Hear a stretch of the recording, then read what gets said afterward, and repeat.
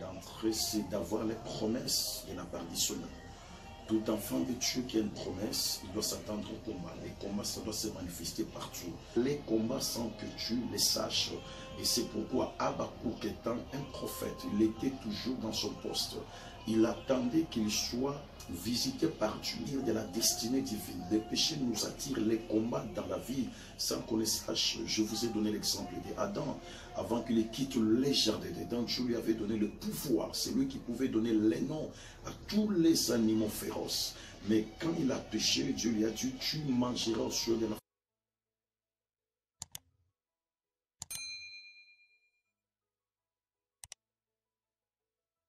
Bien-aimés dans les Seigneur, je vous bénis au son nom de Jésus-Christ.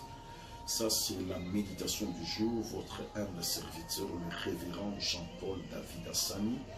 Je suis en train de vous parler sur les 12 portes d'entrée qui nous attirent les combats dans la vie. Notre texte principal, nous sommes dans le livre de Timothée chapitre 4, verset 7. Là où Paul est en train de s'adresser à son fils Timothée en disant que je combattis le bon combat. Vous savez que même Paul, il a redécouvert qu'il y a un secret dans les combats parce qu'on ne peut pas combattre sans pour autant garder la foi. Il a compris que les combats doivent être toujours accompagnés, toujours gardant la foi. Et l'homme de Dieu, il était suffisamment équipé parce qu'il ne pouvait pas perdre les combats. Voilà pourquoi nous aussi, nous sommes appelés à réussir. Nous sommes appelés à vivre dans la victoire. Sur la première porte d'entrée, c'est d'avoir les promesses de la part du Seigneur. Tout enfant de Dieu qui a une promesse, il doit s'attendre au combat. Les combats, ça doit se manifester partout. Que ce soit dans les ministères, dans le mariage, dans ton travail, tu remarqueras chaque fois qu'il y aura toujours des combats. La deuxième porte d'entrée, je parlais plus de l'entourage.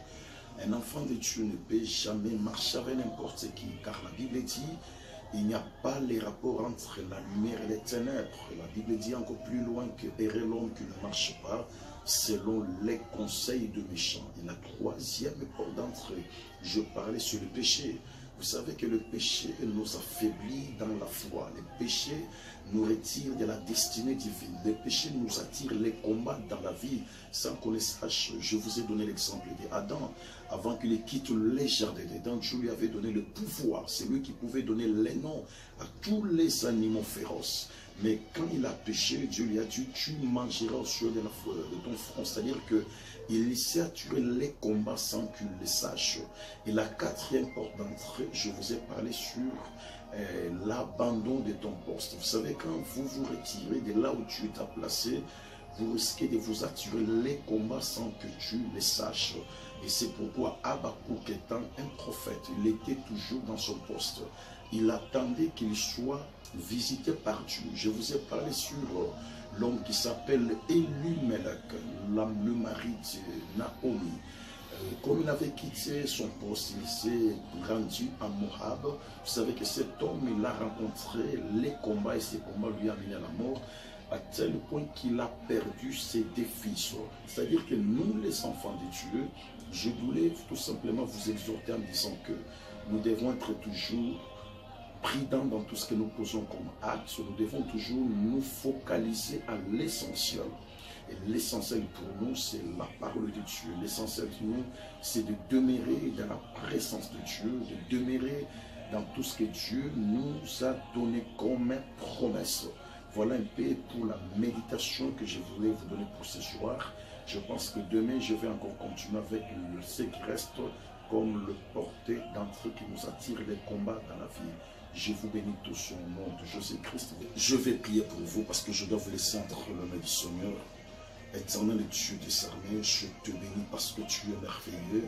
Je suis en train de bénir tes enfants qui sont en train de nous suivre dans ces méditations bibliques, dans les méditations, dans notre chaîne YouTube, groupe WhatsApp Ebenezer, dans notre groupe Facebook Ebenezer. Soyez tous bénis dans le nom de Jésus-Christ. Il est écrit dans la parole de Dieu, résistez au diable, il fuira loin de vous.